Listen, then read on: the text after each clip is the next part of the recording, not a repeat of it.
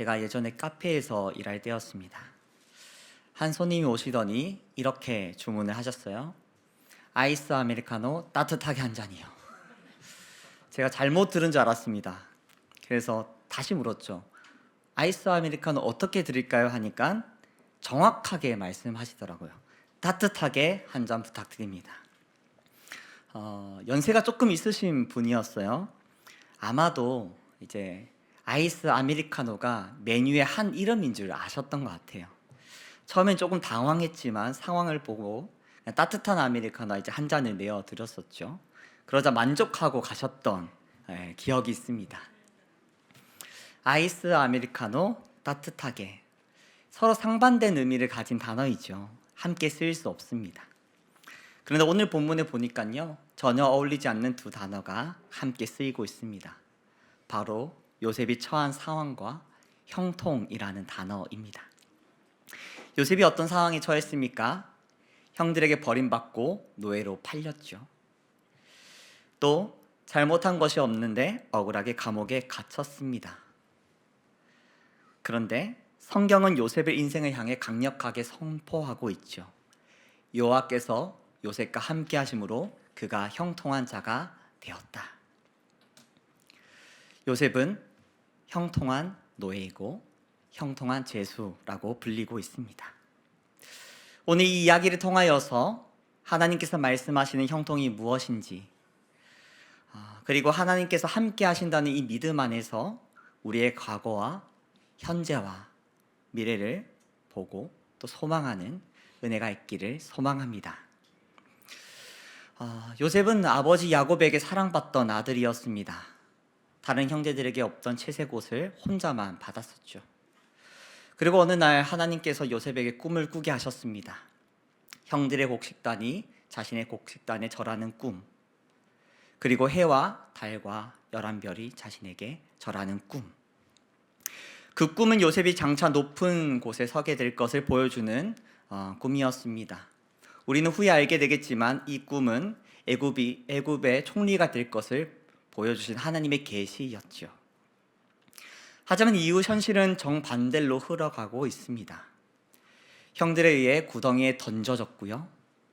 상인들에 의해서 애굽으로 끌려갔습니다. 그리고 보디발의 노예로 팔렸죠. 평온했던 요셉의 삶에 재앙이 임했습니다.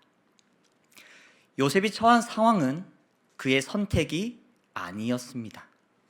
주변의 상황이 그를 몰아갔죠. 형들에게 붙잡혔고 애굽에는 끌려갔고 노예로는 팔렸습니다. 사랑하는 성도님들 어떻습니까? 이것이 형통입니까? 사전에서 형통의 의미를 찾아보았습니다. 이렇게 얘기하고 있더라고요. 모든 일이 뜻과 같이 잘 되어감. 그렇습니다. 이것이 사람들이 말하는 형통입니다. 일이 잘 풀리고 막힌 길 없이 열리고 계획한 것이 이루어지는 것. 삶이 안정되고 큰 문제 없이 그 상태가 유지되는 것, 이런 삶의 모습을 형통이라 부릅니다. 그런데 요셉의 삶은 어떻습니까? 정반대입니다. 그의 인생은 잘 풀리기는커녕 꼬여가고 있죠. 길이 열리기는커녕 막혀가고 있습니다. 계획한 것이 이루어지는 것이 아니라 계획할 수도 없는 인생입니다. 요셉이 처한 상황만 본다면 우리는 절대로 그를 형통한 사람이라 이야기할 수 없을 것입니다. 형들에게 버림받고 노예로 팔려가고 억울하게 감옥에 갇혔는데 이런 인생을 어떻게 형통하다 말할 수 있겠습니까? 그런데 성경은 그런 요셉을 향하여 선포하고 있습니다. 그가 형통한 자가 되었다. 말이 된다고 생각하십니까? 형통한 노예, 형통한 제수, 같이 쓸 수 있는 단어가 맞습니까? 그런데 왜 성경은 요셉을 향하여 형통한 자라 부르는 것일까요? 그 이유를 창세기 39장 2절과 23절에 이렇게 기록되어 있는데요. 이 말씀을 우리 함께 읽겠습니다. 여호와께서 요셉과 함께 하심으로 그가 형통한 자가 되어 그의 주인 애굽 사람의 집에 있으니. 23절입니다. 간수장은 그의 손에 맡긴 것을 무엇인지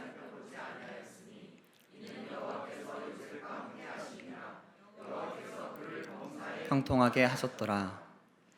성경이 요셉을 형통한 사람이라 부르는 이유는 한 가지입니다. 하나님께서 함께 하셨기 때문에. 요셉의 상황은 최악입니다. 형들에게 버림받고 노예가 되었죠. 그 노예 생활 중에서도 억울한 누명을 써서 감옥에 갇혔습니다. 만약 요셉이 처한 상황을 보고 그의 인생의 결론을 내린다면 고인 인생, 망한 인생이라고 말할 수 있겠습니다. 그러나 성경은 요셉이 처한 상황으로 그의 인생의 결론을 내리고 있지 않습니다. 하나님께서 함께 하신다는 진리로 결론을 내리고 있죠. 요셉이 형통한 자가 되었다. 모순을 뒤집는 진리입니다. 사랑하는 성도님들, 세상은 말합니다. 잘되고 성공해야 형통한 것이라고. 사람들에게 인정받고 높은 자리에 올라야지, 내가 원하는 대로 삶이 흘러가야 형통하다라고 말입니다. 오늘 말씀 앞에 돌아보기 원합니다. 나의 형통은 어디 있는가? 사람들이 말하는 형통, 세상이 말하는 형통을 쫓아 살아가고 있지는 않은지.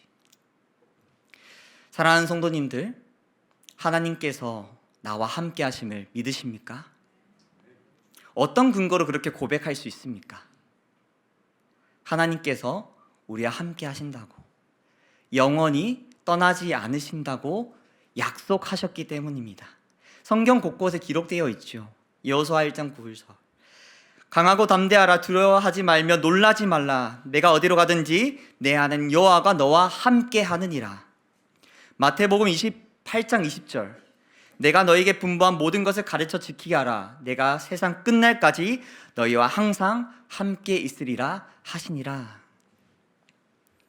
기록된 말씀을 믿으신다면 오늘 자신의 삶을 향하여 선포하시기 바랍니다. 나는 형통한 사람이다. 내 삶은 하나님으로 말미암아 형통하다. 하나님께서 함께 하시기에 나는 형통한 인생이다.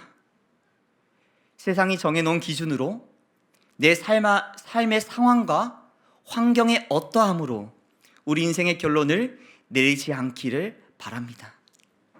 오직 이 진리의 말씀을 기준으로 하나님의 함께 하심으로 말미암아 우리 삶을 향하여 형통하다 선포할 수 있는 그 믿음 가지고 살아가시는 모든 성도님 되시기를 축복합니다. 그런데 여기서 우리 안에 여전히 풀리지 않는 질문이 있습니다. 하나님께서 함께 하심이 형통이라는 것 알고 하나님께서 나와 함께 하시는 것도 믿습니다. 그런데 하나님께서는 왜 나에게 그런 일을 겪게 하셨는가? 왜 어려움과 고통의 시간, 눈물의 시간 지나게 하시는지, 함께 하시는 하나님께서 왜 그 일을 막아주시지 않으셨는지 질문이 남아 있습니다. 어떤 분들은 그냥 덮어둡니다. 질문에 답을 찾을 수 없으니까 생각도 하고 싶지 않거든요. 그냥 시간이 약이라 생각하면서 잊어갑니다. 그런데요, 그런 기억들은 사라지지 않더라고요. 잊고 사는 것 같다가도 비슷한 상황을 만나게 되면 다시 떠오릅니다. 마치 트라우마처럼 말이죠. 하나님께서 함께 하심이 형통이라는 이 진리를 믿지만, 머리로는 알지만 마음으로 받아들여지지 않는 그러한 시간이 있습니다. 그런데요, 그것이 당연합니다. 사실 그 순간을 지날 때에는 그 시간이, 그 상황이 해석되지 않는 것이 당연합니다. 이해되지 않는 건 맞습니다. 요셉도 그러했죠. 형들에게 팔려 애굽에 오게 되고 보디발의 집에서 노예가 되고 억울하게 감옥에 갇히던 그 순간에 요셉이 자신의 인생이 해석이 되었을까요? 함께 하시는 하나님을 믿고 하나님 앞에 죄를 짓지 않으면서 살아갔지만 왜 내 삶에 이런 일이 계속 반복해서 일어나는지 해석되지 않았을 것입니다. 우리는 이미 요셉의 이야기의 결말을 알고 있기에 너무 쉽게 생각하는 경향이 있습니다. 요셉이 애굽의 총리가 될 걸 우리는 이미 알고 있죠. 그러니 이미 알고 있으니 요셉이 보디발의 집에 팔려간 것도 은혜이고 감옥에 갇힌 것도 하나님의 섭리로 보입니다. 왜입니까? 어차피 요셉은 총리가 될 것이니까요. 그런데 요셉의 입장에서 생각해 볼까요? 그는 앞으로 일어날 일들을 한 치 앞도 내다볼 수 없었습니다. 형들에 의해 구덩이에 던져졌을 때, 노예로 팔렸을 때, 억울하게 감옥에 갇혔을 때, 그 사건 하나하나가 터질 때마다 아마 이런 생각을 했을지 모르겠습니다. 내 인생 여기서 끝이구나. 그리고 그 다음에 넘어갔을 때마다 이 모든 것이 언제 끝이 날지, 어떻게 흘러갈지 아무것도 알 수 없었습니다. 막막함 그 자체였죠. 그러나 요셉의 인생이 해석되지 않고 여전히 질문이 남아있던 그 순간에도 하나님께서는 그의 삶을 인도하고 계셨죠. 말씀을 다시 볼까요? 창세기 39장 1절입니다. 함께 읽겠습니다. 요셉이 이끌려 애굽으로 그를 그리로 데려간 이스마엘 사람의 손에서 요셉을 산이라. 요셉은 불가항력적으로 노예가 되었습니다. 여기에 그의 선택은 없죠. 자신의 노예를 쓸 사람의 손에 그의 인생이 달려있는 듯 합니다. 그런데 그 많은 사람들 중에 누가 요셉을 샀습니까? 바로왕의 신하 친위대장 보디발이 그를 샀습니다. 아마 노예 시장에는 많은 사람들이 있었을 것입니다. 많은 노예가 있었고요, 많은 그 노예를 살려고 하는 사람들도 많았을 것입니다. 그런데 그 많은 사람들 중 바로 한 사람, 보디발의 집에 팔렸다는 것입니다. 한 구절 더 보겠습니다. 창세기 39장 20절입니다. 이에 요셉의 주인이 그를 잡아 옥에 가두니 그 옥은 왕의 제수를 가두는 곳이었더라. 요셉이 옥에 갇혔으나. 요셉이 주인의 아내를 희롱했다는 누명을 썼죠. 노예가 주인의 부인을 희롱했다? 엄청나게 심각한 죄악입니다. 아마 당장 죽임을 당해도 이상하지 않을 상황이죠. 그런데 요셉은 감옥에 갇혔고요. 근데 그 감옥이 어딥니까? 왕의 죄수를 가두는 감옥이었죠. 이후의 이야기를 간단하게 설명하자면 이 감옥에서 왕의 술 같은 관원장을 만나게 되고요, 이 술 맡은 관원장의 꿈을 해석해주고 이후에 그 관원장 통해서 바로왕 앞에 서게 되고 총리가 되게 되죠. 이후에 흉년이 들어서 요셉은 애굽의 곡식을 구하러 온 자신의 형들과 다시 마주하게 됩니다. 그리고 하나님의 때가 이르자 이해할 수 없던 요셉의 인생이 하나님의 선하신 인도하심 안에서 해석되기 시작하는데요, 그 요셉의 고백이 창세기 45장 5절에 기록되어 있습니다. 이 말씀 우리 함께 읽겠습니다. 당신들이 나를 이곳에 팔았다고 해서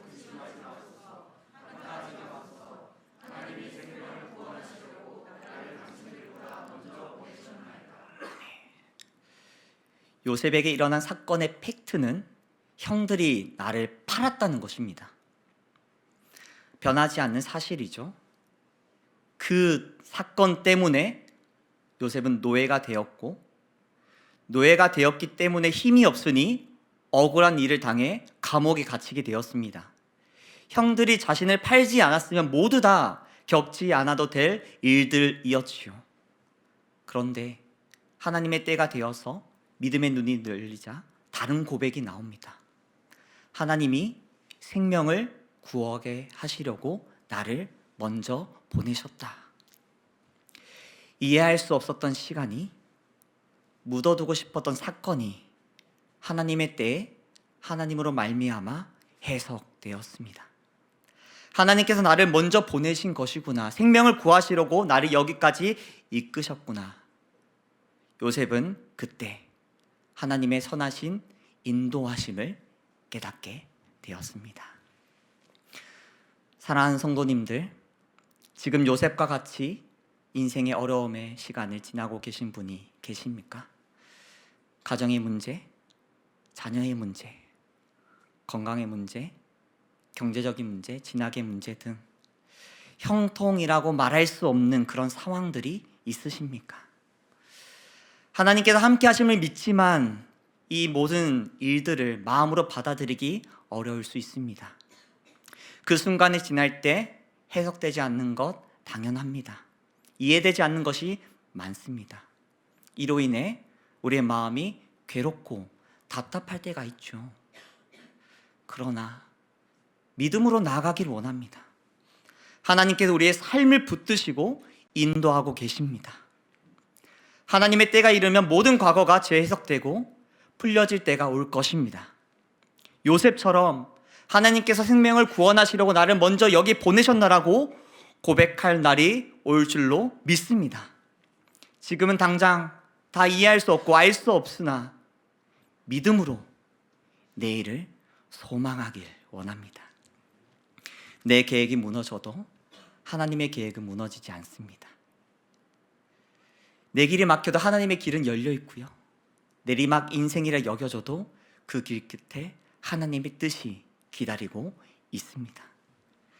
지금 우리 앞에 놓여진 이 문제가 언제까지 이어질지, 어떻게 흘러갈지 아무것도 알 수 없으나 하나님께서 나와 함께 하시며 나의 삶을 선하게 인도하고 계신다는 그 진리를 붙드시는 모든 성도님들 되시기를 소망합니다.